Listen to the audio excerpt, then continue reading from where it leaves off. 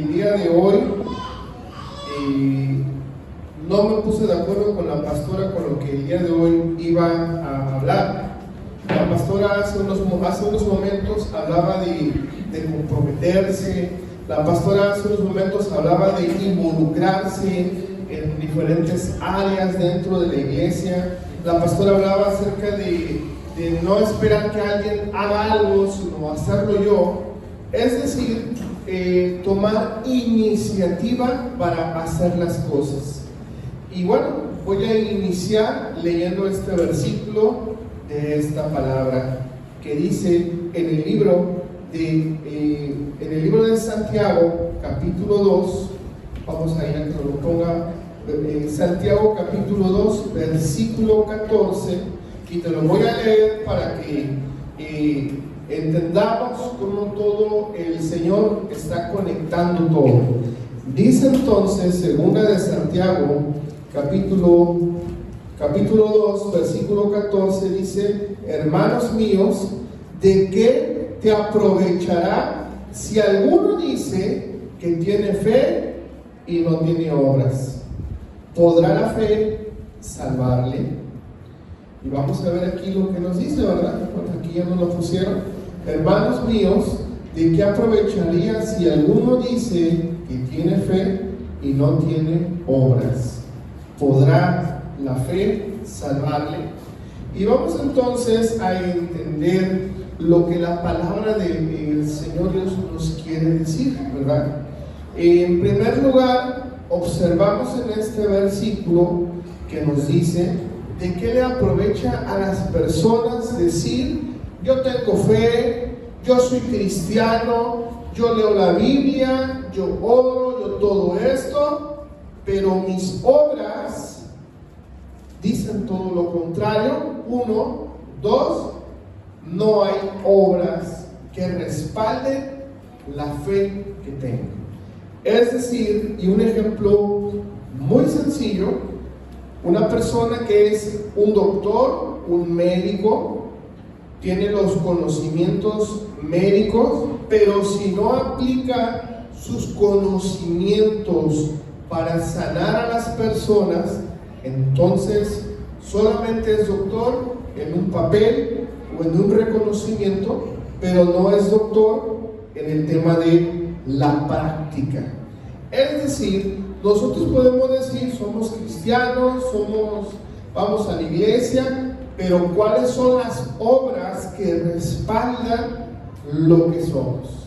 Y esto ahorita vamos a observar lo que es la fe, lo que son las obras, y entendiendo esto, nosotros tenemos que ser un resultado de lo que decimos que somos.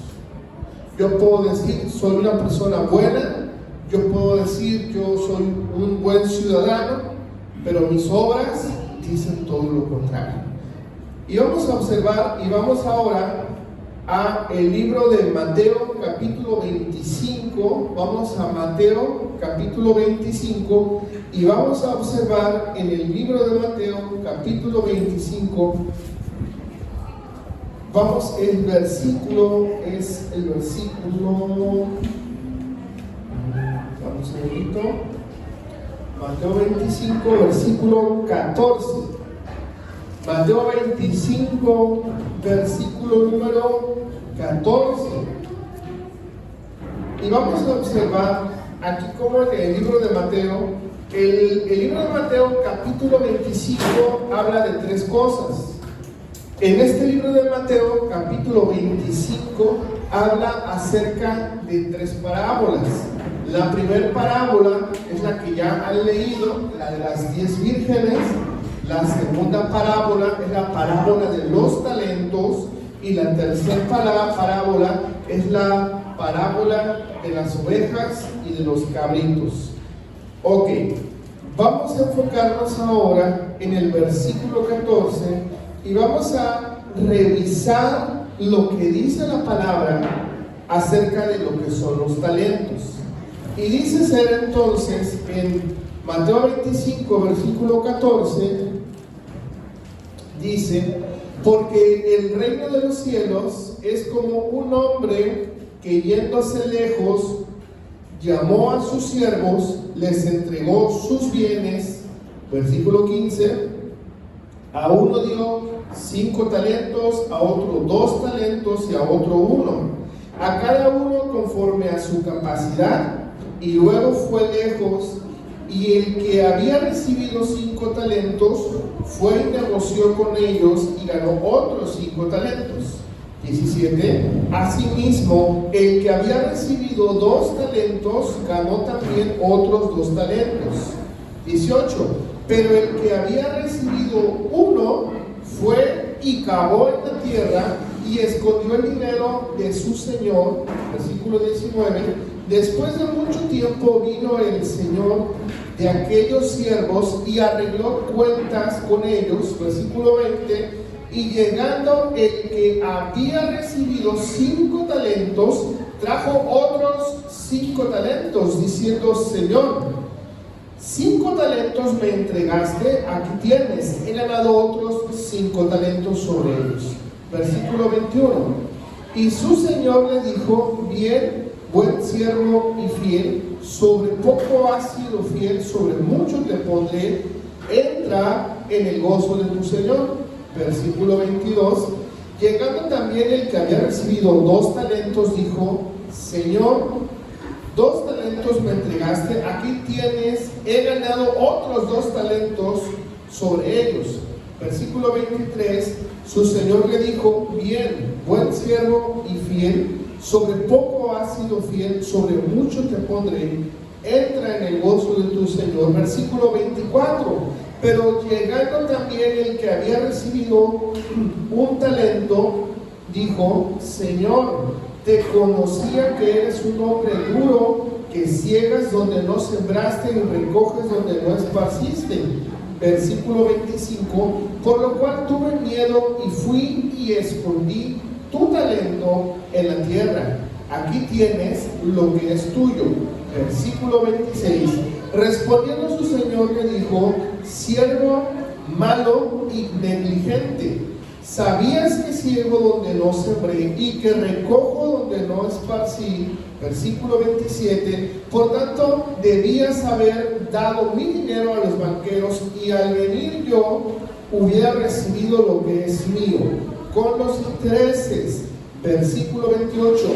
Quitadle pues el talento y dalos al que tiene 10 talentos. Versículo 29. Porque el que tiene le será dado y tendrá más, y al que no tiene, aún lo que tiene le será quitado.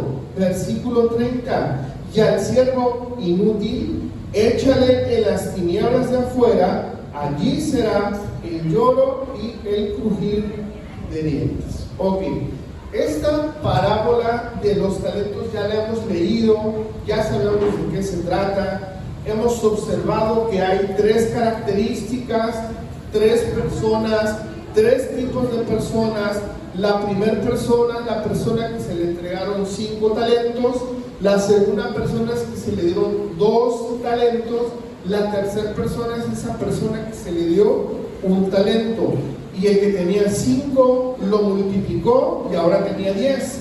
El que tenía 2 lo multiplicó y ahora tenía 4.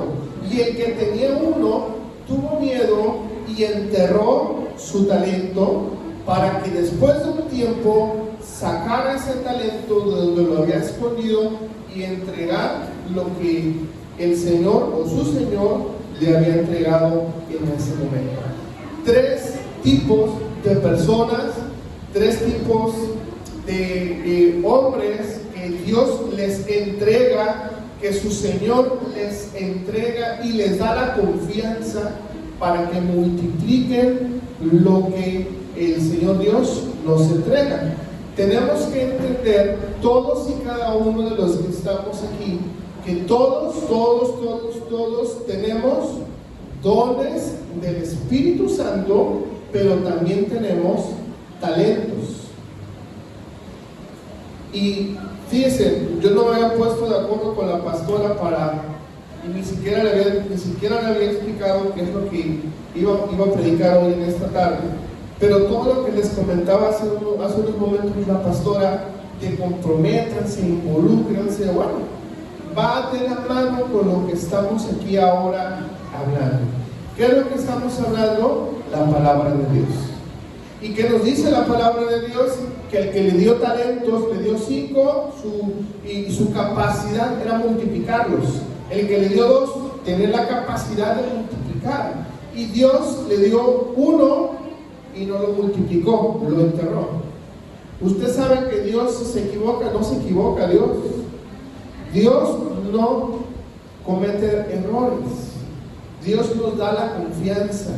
Dios nos da la bendición. Dios te da dones. Dios te da talentos. ¿Para qué? Para que tú multipliques lo que Dios te ha entregado. Y lo hacemos de manera natural. Es decir, tú viniste a este planeta, el planeta Tierra, llegaste aquí y como lo hemos visto en la materia de ciencias naturales, lo que nos enseñan las 4 etapas del ser humano: nace, crece, se reproduce y muere. Eso lo hemos visto todos en la escuela, ¿cierto? La naturaleza es que nos multiplicamos, ¿verdad? Es decir, que Dios te da capacidad y dentro de ti está la capacidad de la multiplicación. Dios te da talentos, Dios te da dones, Dios te da capacidades. ¿Para qué? Para hacer su obra. Y bueno, si bien es cierto, ¿cuál de estos 3 nosotros queremos ser? ¿El que multiplicó mucho, el que multiplicó más o menos, o el que no multiplicó nada y enterró su talento? ¿Cuál es el talento que tú tienes? ¿Cuáles son los dones que tú tienes? ¿Cuáles son las capacidades que tú tienes y las tienes enterradas? ¿A qué Dios te ha llamado y prefieres enterrar un tiempo lo que Dios te ha entregado? La palabra de Dios nos dice: algunos, debiendo ser ya maestros, aún son siervos. Hay personas que deberían ya de estar a otro nivel, pero han escondido, han guardado esa promesa que Dios tiene para ustedes. Y es muy importante entender que Dios no quiere que tú entierres tus talentos, quiere que te multipliques. Dios te da esa capacidad para poder multiplicar lo que Dios te ha entregado. Es muy importante entender. Yo escuchaba a un pastor en Estados Unidos, y él es un pastor que desde siempre, él es muy inteligente, él tiene mucha capacidad para hacer negocios, él hace empresa, de la nada hace una empresa y luego hace otra y otra y otra y otra. Y llegó alguien de su iglesia y le dijo: pero si tú eres pastor, ¿por qué estás haciendo tantos negocios? Y entonces dijo: no, tú nada más sé un pastor y nosotros te vamos a dar ahí un salario y ahí quédate quieto y tú sé solamente pastor. Y él estuvo un tiempo pensando, ¿verdad? Pero dice: bueno, es que si Dios me dio estos talentos y con los negocios que salen podemos ayudar a las misiones en África, las misiones que tenemos en las Amazonas, ellos envían comida a otros países. Yo no puedo enterrar lo que Dios me ha entregado. ¿Cuántos de los que estamos aquí tenemos enterrado el talento y lo que Dios nos ha dado? Hay gente que ya deberían estar aquí predicando. Hay gente que deberían estar aquí tocando. Hay gente que ya debería tener un grupo de estudio bíblico en su casa multiplicándose. ¿Qué esperamos? Y a veces, tristemente, esperamos a que alguien nos diga: tienes que hacerlo. El talento está aquí. Dios te lo da. Dios te da sabiduría, Dios te da inteligencia, Dios te da capacidad para poder hacerlo. Y es importante entender que Dios nos ha dado talentos a cada uno de los que estamos aquí. tenemos que multiplicarnos y tenemos que ejercitar el talento. Quien da fruto de su talento, Dios le da más. ¿Cuántos queremos más de Dios? Porque hay personas, yo quisiera que Dios me diera más, que Dios me usara, que yo quiero hacer más cosas para Dios. Perfecto. Empieza a hacer esas pequeñas cosas que en su tiempo harán que hagas grandes cosas. Amén. Que es decir, usted tiene que tomar iniciativa. Usted tiene que empezar a hacer algo tiene que hacer. Aquí hay gente que tiene ministerios que los tenemos ya nosotros, ya Dios nos ha dicho, con algunos hemos platicado, hemos hablado. Hay gente que es gente de oración, gente de guerra espiritual, gente de intercesión, gente para evangelismo, gente para ganar personas. Es decir, la iglesia va a crecer a medida que la iglesia quiera crecer. ¿Sí me entiende esto? Como los que recordarán, hace algún tiempo yo estaba con solamente la pastora Raquel y yo éramos los únicos que estábamos en la alabanza y cantábamos con pistas, poníamos música y Dios ahí nos usaba. Ahí estará Cristina recordando desde siempre, ¿verdad? Que ahí cantábamos y adorábamos y todo. Y una le dije, yo aquí seguía y me puedo meter aquí al piano, puedo cantar, puedo seguir haciéndolo, pero yo entiendo que tengo yo que hacerme a un lado para que alguien más suba, crezca y haga la obra de Dios. Es decir, tenemos que multiplicarnos para hacer las cosas. Ok, volvamos entonces al libro de Santiago, capítulo 2, versículo 14. Santiago capítulo 2, versículo 14. ¿Cuántos de los que están aquí creen que están haciendo bien las cosas? ¿Cuántos de los de aquí dicen, no, yo estoy bien con Dios, yo estoy bien con el Señor? La palabra de Dios nos dice que tengamos mucho cuidado y dice, el que cree que está firme, mire que no se caiga. Ojo con eso. También la palabra de Dios nos dice, si tú ves a tu hermano caer, dice, si eres espiritual, acércate y levántalo.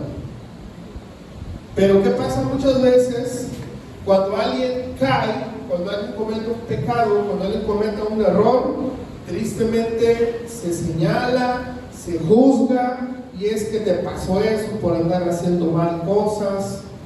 ¿Me explico? Pero la palabra de Dios dice, el que es espiritual, acérquese y levántelo, restáurelo, no sea que tú el día de mañana caigas igual. Entonces, Dios es toda la sabiduría de Dios, tenemos que observarla en la palabra de Dios, ¿ok? Entonces vemos en Santiago 2:14, entonces acá, y dice, hermanos míos, ¿de qué te aprovechas si alguno dice que tiene fe y no tiene obras? ¿Podrá la fe salvarla? Y ese es un versículo que ha sido controversial, más adelante vamos a observar por qué. Pero entonces esto no es que no nos salvemos o perdamos la salvación o que ya recibimos a Cristo y ya, ¿verdad? Hay muchas personas en todo el mundo que un día van a una iglesia cristiana, algún día alguien les predica de Cristo y hacen una oración de fe y reciben a Cristo en su corazón. Y recuerdan, es que hace como 20 años yo fui a una iglesia cristiana y hice una oración de salvación y desde entonces ya soy salvo. Pero yo seguí haciendo mi vida, pequé y deshice como quise, ¿verdad? Eso no es una garantía, ¿verdad? Es terminar la carrera sirviendo a Dios en la fe. Pero bueno, aquí dice tal cual, dice, la fe sin obras te podrá salvar. Versículo número 15, vamos a observar aquí lo que nos enseña la palabra. Si un hermano o una hermana están desnudos y tienen necesidad de mantenimiento de cada día, esto pueden ser los homeless, pueden ser personas que viven en la calle, siguiente, y ninguno de vosotros le dice, id en paz, y alguno de vosotros les dice, ve en paz, caliéntate, sáciate, pero tú no le das las cosas que son necesarias para el cuerpo, ¿de qué te aprovecho? Es decir, esta sociedad, la sociedad es muy observadora, habla mucho, planea mucho, hace muchos planes, pero no hace nada. Ojo con eso. La sociedad así es. Oh, es que yo quisiera hacer esto, y vamos a hacer este plan, y vamos a hacer estos planes, y vamos a hacer esto, y no hace nada. Ojo con eso. Pero entonces, si tú observas a una persona que tiene necesidad, y ya la observaste, pero no haces nada, ¿de qué te aprovecha? ¿De qué vale que digas, oh, no tengo fe? ¿Usted entiende? Siguiente versículo. Así también la fe, escuche bien, la fe si no tiene obras es muerta en sí misma. ¿Cuántos estamos nosotros ejercitando nuestra fe? Amén. ¿Cuántos estamos ejercitando nuestra fe? Porque podemos ser cristianos de una vez a la semana. Vamos a la iglesia 1 hora, hora y media, tal vez 2 horas a la semana. Vamos un día a la iglesia y ya que cantamos, adoramos y todo, pero toda la semana ni me acuerdo que soy cristiano. Toda la semana no oro, no leo la Biblia, no hago nada de Dios. Entonces, vamos a observar, así también la fe, si no tiene obras, es muerta en sí misma. Esto es una realidad. Vamos a observar el siguiente versículo. Dice, pero luego alguno dirá, tú tienes fe y yo tengo obras, ¿verdad? Hay gente que tiene obras y se compara con el que tiene fe. Dice, muéstrame tu fe sin tus obras y yo te mostraré mi fe por mis obras. Es decir, ¿qué representa o qué significa tener obras? Ojo con esto, ahorita vamos a ir a Efesios, donde dice que somos salvos por fe, no por obras. Vamos a entender esto. Pero a lo que nos refieren es que si tú tienes fe, la fe es una acción. Es decir, la fe va a representar algo. La fe va a accionar algo. La fe, algo se activa dentro de ti, algo tienes que hacer, como que reaccionas y algo sucede dentro de ti. ¿Para qué? Para hacer algo, para avanzar en algo. Amén. Entonces, vamos a ir observando el siguiente versículo que nos dice, ¿tú crees que Dios es uno? ¿Qué dice ahí? Bien haces. Pero fíjate lo que dice aquí. Fíjate nada más, También los demonios creen y tiemblan. Esta es la comparación que la palabra de Dios nos enseña, ¿verdad? O que tienes fe, pues está bien, pero ¿qué crees? Los demonios también tienen fe y tiemblan. Híjole, no hay obras ahí. Las obras están muertas. Siguiente versículo, por favor. Mas quieres saber, y aquí dice hombre vano, que la fe sin obras es muerta. Siguiente versículo. no fue justificado por las obras Abraham, nuestro padre, cuando ofreció a Isaac su hijo sobre el altar. Esto ya es una obra enorme, monumental. ¿Ok? Es Abraham, Isaac y Jacob. ¿Ok? Siguiente versículo. ¿No ves que la fe actuó juntamente con sus obras y que la fe se perfeccionó por las obras? ¿Y cuál era la obra de Abraham que Dios le pidió que sacrificara a su hijo? ¿Cuáles son esas obras? Es una palabra, y la palabra es obediencia. Abraham fue obediente a Dios y entregó a su hijo en el altar. ¿Cuál es la obra que manifiesta la fe de Abraham? Obediencia. ¿Cuántos de los que estamos aquí realmente somos obedientes a lo que Dios nos ha llamado, a lo que Dios te dijo, a lo que Dios te indicó, al llamado que Dios te ha entregado?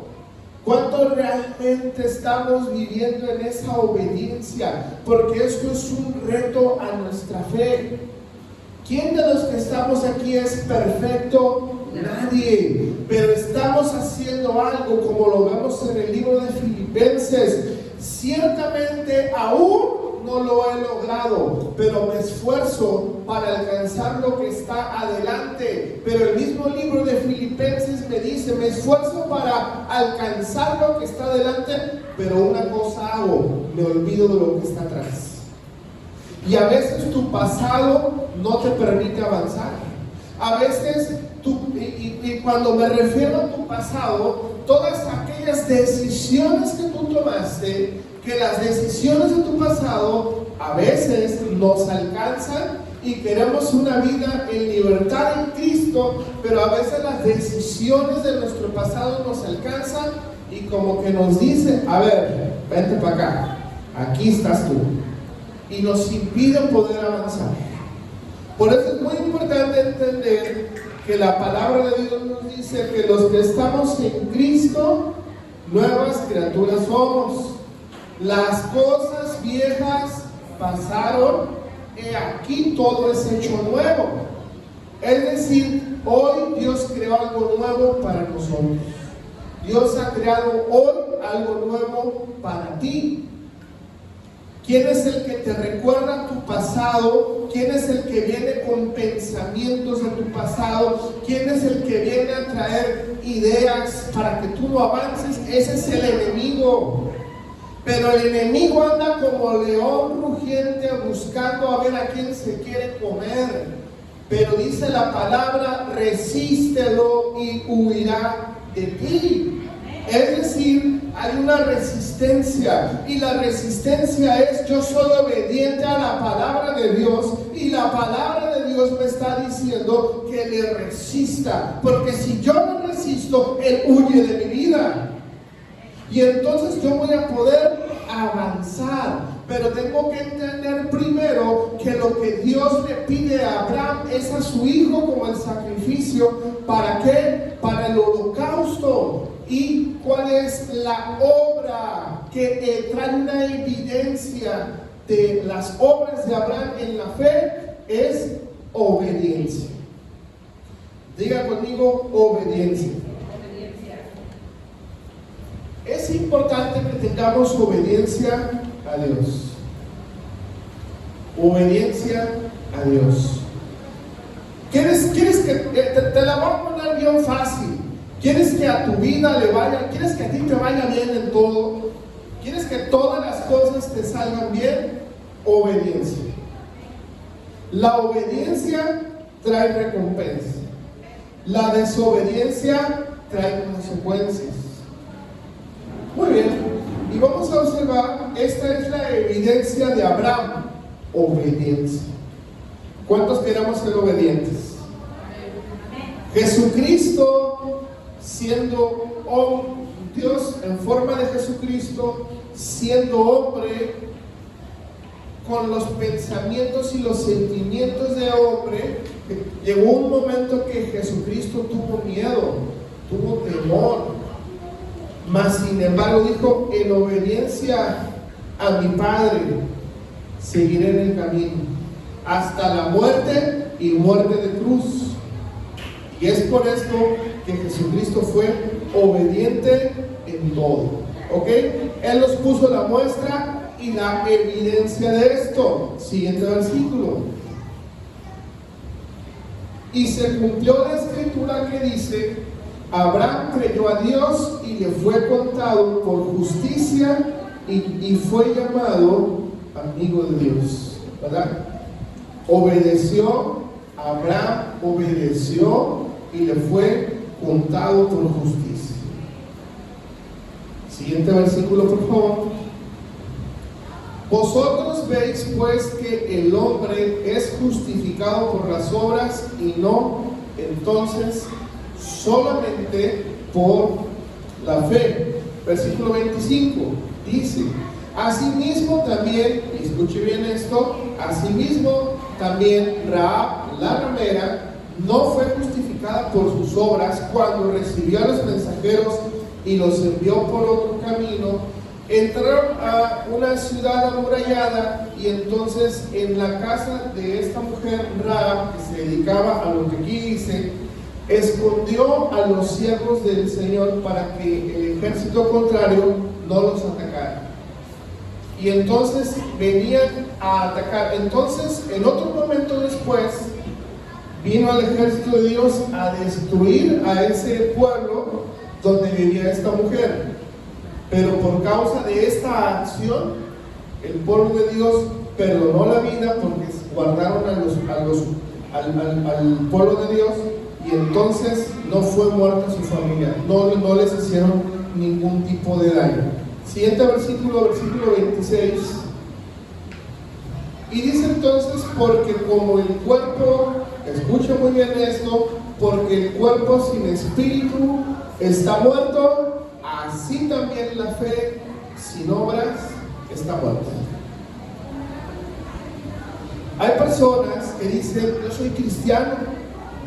Hay personas que dicen: bueno, yo tengo 20, 40 años de cristiano, pero sus obras demuestran todo lo contrario. Y las obras no es algo que tú tienes que demostrarle a nadie. Tus obras no le tienes que demostrar a tu vecino, a tu familiar. Tus obras tienen que ser contadas por el Señor, por Dios. Él es el que tiene que ver cuál es la calidad de tu fe con tus obras. Él es el que valora, Él es el que sabe, ¿cierto? Entonces vamos a ver aquí que la fe sin obras es muerte. Ese es el reto que Dios nos manda, que Dios nos lanza. ¿Para qué? Para ser mejores personas. No puedes tú solo conformarte con decir: yo soy cristiano y ya me va a ir bien todos los días, que te va a ir bien todos los días. Pero Dios quiere tu obediencia.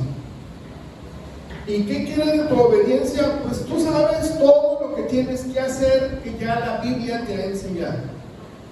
No te dejes de congregar, reúnete, adora, alaba, bendice, predica la palabra, da ayuda social, etc. O sea, hay muchas maneras en las que tu fe puede ser ejercitada, muchas maneras en las que tu fe va a demostrar las obras que hay en ti. Vamos entonces al libro de Efesios capítulo 2, versículos 8 y 9. Efesios capítulo 2, 8 y 9. Y entonces vamos a ver aquí lo que dice el libro de Efesios. El libro de Efesios dice: porque por gracia somos salvos. Y dice aquí mismo: por medio de la fe. Pero vamos a entender lo que dice este versículo. Y esto es decir, esto de la fe no es de vosotros, pues es un don de Dios. Hay un don de parte de Dios. Versículo 9 que dice aquí: no por obras para que nadie se gloríe. Ok, ya entendió. Hay gente que dice: ay, la Biblia está llena de mentiras y se contradice. Realmente no. Vamos, regresa al versículo 8, y aquí dice en el versículo 8: porque por gracia somos salvos por medio de la fe, y la gracia no es algo de nosotros, sino es un don de Dios. Pero aquí vemos esta palabra específica, la palabra gracia. Diga conmigo: gracia. ¿Qué es lo que Dios ha tenido con nosotros? Gracia. Aleluya, ahí está predicando. ¿Qué es lo que hace que te vaya bien en todo lo que, en tu trabajo, en tu escuela? Es la gracia de Dios en ti. Tú como cristiano, tú como hijo e hija de Dios, te tiene que ir bien donde quiera que estés. Tú como cristiano te tiene que ir bien en tu trabajo, en tu escuela, en tus negocios, con tus vecinos. En todos lados te debe de ir bien. Por una sola cosa, por una sola palabra, porque la gracia de Dios está sobre ti. Y la gracia es algo que está aquí, está dentro de ti, y es el poder de la gracia de Dios. En consecuencia a esto, te tiene que ir bien en todo lo que hagas, porque la gracia de Dios está en ti. Pero número uno, ¿qué es la gracia? La palabra gracia en el original, en el griego, si usted quiere anotarla, en el griego es dorean charismata. Esta palabra de la gracia es el dorean, y el dorean es la gracia, el carismata son como el carisma o los dones o los gifts o los talentos que Dios te da, el carismata en el griego. Pero en el griego original, la palabra dorean o dorean carismata tiene un significado, porque sabemos que existe una ciencia, la ciencia que se llama etimología, y la etimología que explica el significado original de las palabras. Bueno, el significado original de las palabras en el griego de la palabra gracia significa regalo inmerecido. Regalo inmerecido, o sea, no te lo mereces. ¿Por qué no te lo mereces? Porque es algo celestial. Tendríamos que ir entonces a la antigüedad para entender cómo es que en la antigüedad se perdonaban los pecados. ¿Cómo se perdonaban los pecados? Pues iban entonces al templo, iban entonces al tabernáculo de reunión y sacrificaban el holocausto.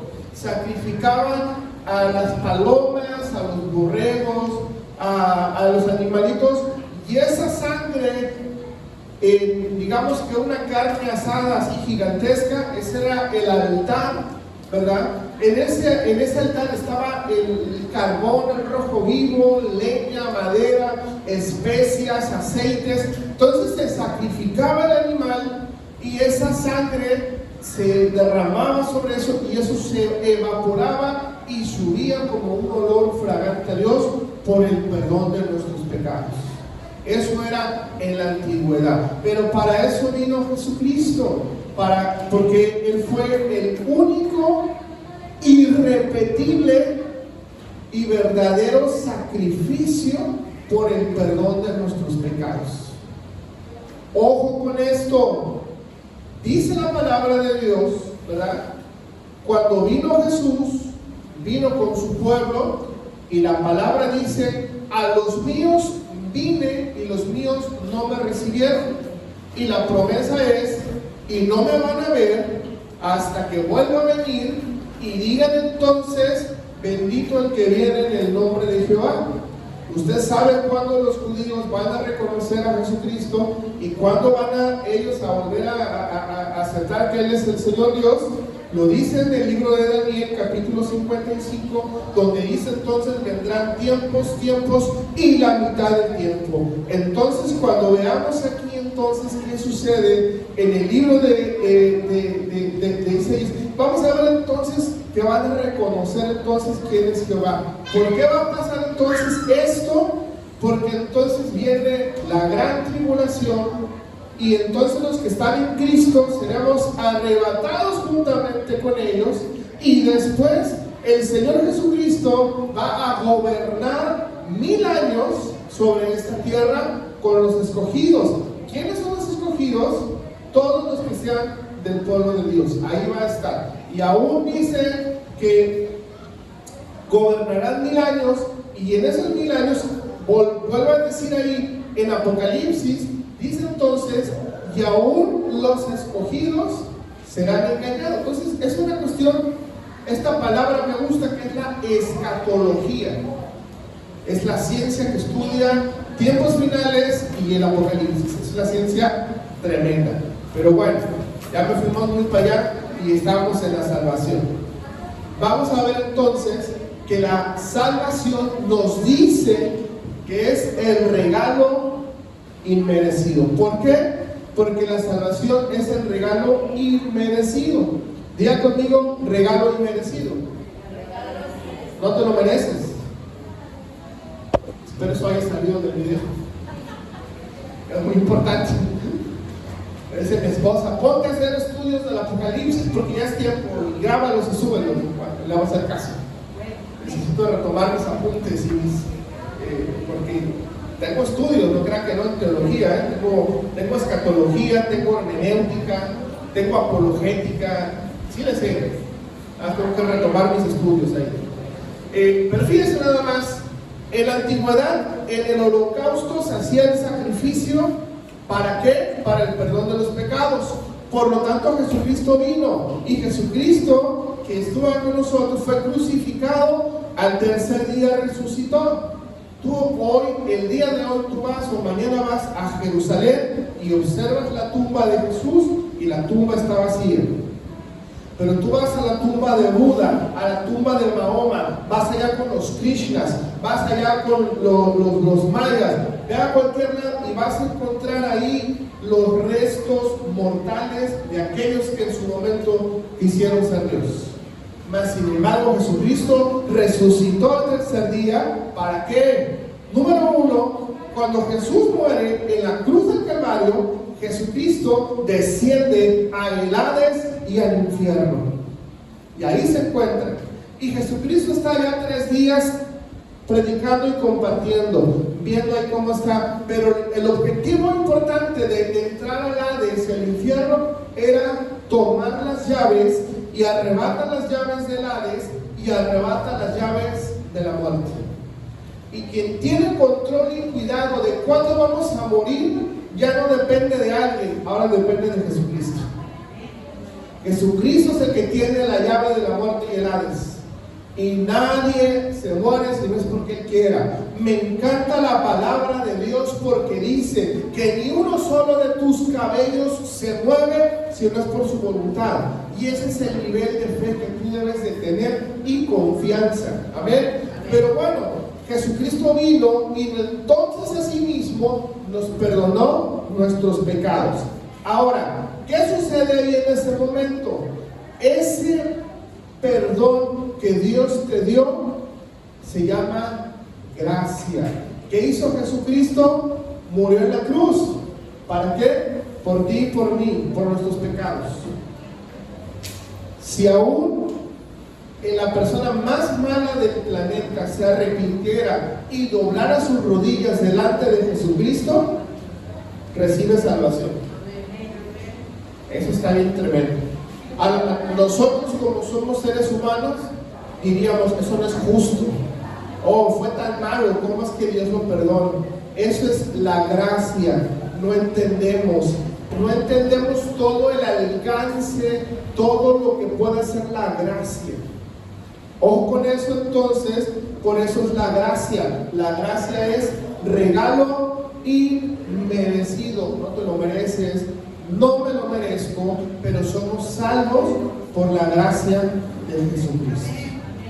¿Cuántos podemos darle un fuerte aplauso a Jesucristo por la gracia y por el perdón de nuestros pecados? Porque por eso es que estamos aquí. Por eso es que estamos haciendo todo lo que hacemos. Por la gracia de Dios. Por la gracia de Dios hay personas que vienen desde muy lejos para estar aquí sirviendo a la iglesia. Por la gracia de Dios es que tenemos todo esto que tú ves. Es por su gracia, porque Él pone, porque Él acomoda, porque Él hace las cosas. ¿Por qué? Por la gracia de Dios. Amén.